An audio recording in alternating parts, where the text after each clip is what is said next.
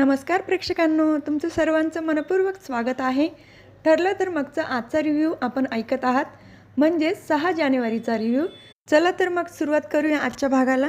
आजच्या भागात सुमन काकूंना समजणार आहे नागराज काकांचं सत्य, तेव्हा हा भाग पूर्ण बघा.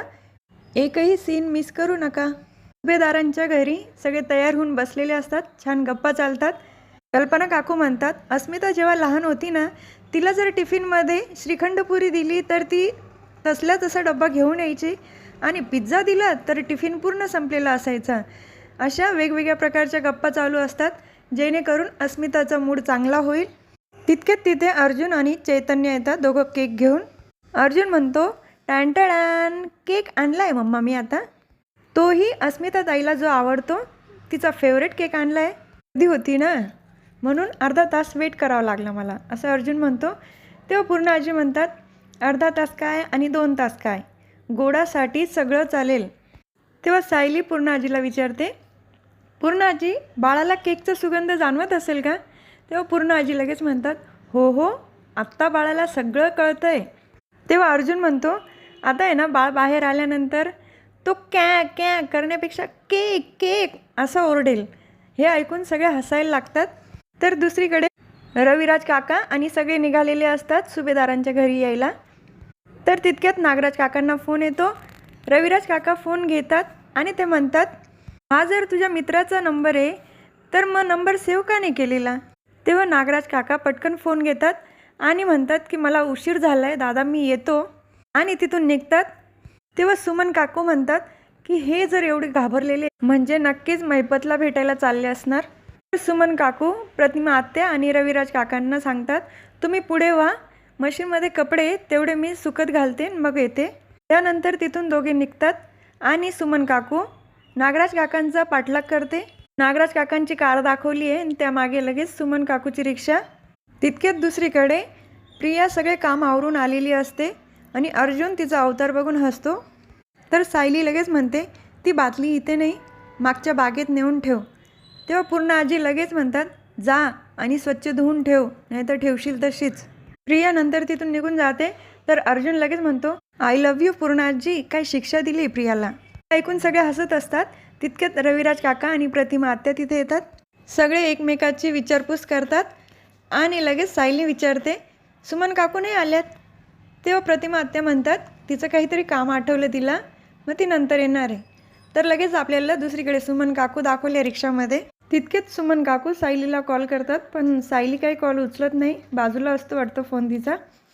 लगेच सुभेदारांच्या घरी अश्विन येतो. रविराज काका लगेच म्हणता, पटकन जॉईन हो, गेमला सुरुवात करायची. अश्विन म्हणतो हो म्हणतो आणि खुर्ची घेऊन त्यांच्याजवळ बसतो.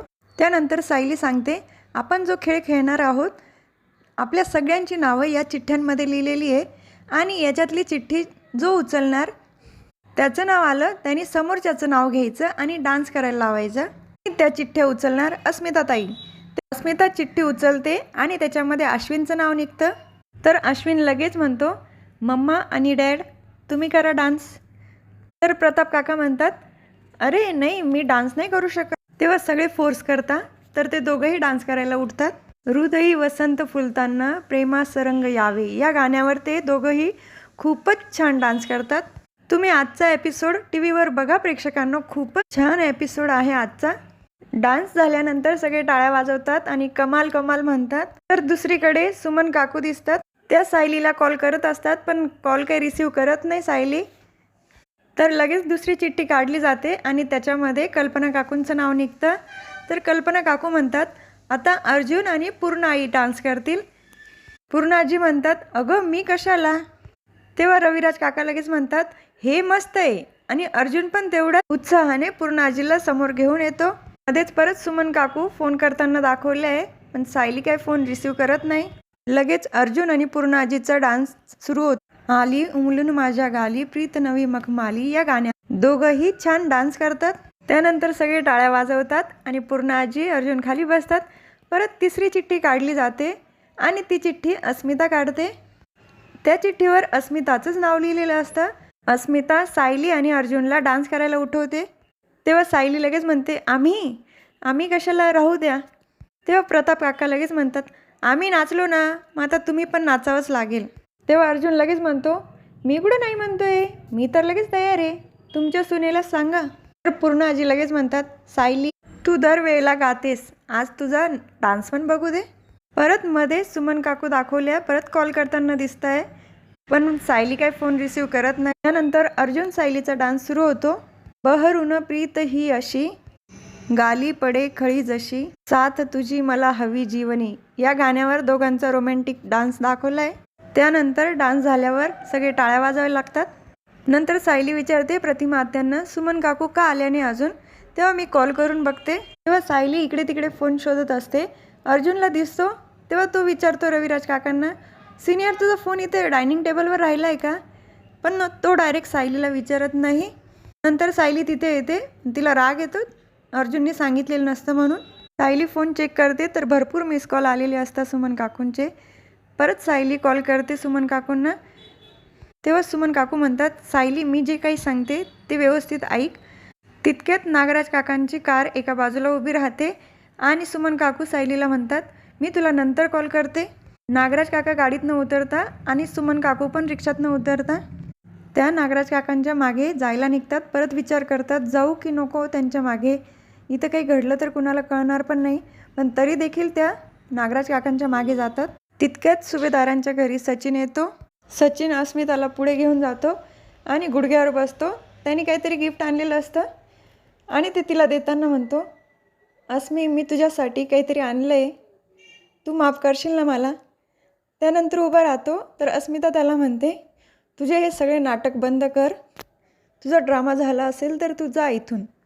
अस्मिता काही ते गिफ्ट घेत नाही आणि तिथून सचिन निघून जातो आणि अस्मिता पण रूममध्ये जाते निघून. लगेच नागराज काकांच्या मागे सुमन काकू चालताना दिसतात. परत सुभेदारांच्या घरी केक कापून एकमेकांना खाऊ घालतात. त्यानंतर सायली परत थोडं बाजूला येते आणि सुमन काकूंना फोन करून बघते तर फोन काही लागत नाही. अर्जुनच्या पण हे लक्षात येतं की सायली काहीतरी टेन्शनमध्ये. तितक्यात नागराज काका त्या घराच्या बाहेर येऊन उभे राहतात आणि रघु आणि त्याच्याबरोबर असलेला साथीदार दोघांना विचारतात, आत कोणी गेलं होतं का. आणि हे सगळं बोलणं सुमन काकू लांबून ऐकत असतात. तेव्हा त्यातला एक माणूस म्हणतो, हा आतला माणूस आत्तापर्यंत बोंबलत होता. तेव्हा नागराज काका म्हणतो, तो बोंबलो नाही तर काही करो, पण मध्ये जायचं नाही म्हणजे जायचं नाही. तितक्यात सुमन काकूंचा कशाला तरी धक्का लागतो आणि आवाज येतो. तर ते तिघं पण त्या दिशेने बघायला लागतात, पण त्यांना काही दिसत नाही. तर हा भाग इथेच संपतो. पुढील भागात बघायला मिळतं की सुमन काकूंनी नागराज काका आणि महिपतला बरोबर बघितलेलं असतं आणि त्या म्हणतात, ही गोष्ट मला सायलीला सांगायला हवी. त्यानंतर सायलीला कॉल करतात आणि सायलीला म्हणतात, मी जे काही सांगते हे लक्षपूर्वक ऐक. आणि त्या काहीतरी सांगतात, आपल्याला काही ऐकवलं नाही पण ते ऐकल्यानंतर सायलीला धक्का बसतो आणि ती लगेच बाहेर निघते. आणि त्यानंतर अर्जुन आणि चैतन्य पण बाहेर पडतात, पण मग सायली कुठे दिसत नाही आणि तिचा कॉल पण लागत नाही. तर हा भाग इथेच संपला.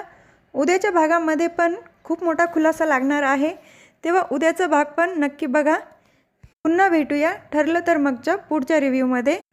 तुम्हाला माझा आजचा रिव्ह्यू आवडला असेल तर माझ्या व्हिडिओला लाईक करा, शेअर करा, सबस्क्राईब करा, बेल आयकॉन दाबायला विसरू नका. Tata bye and take care.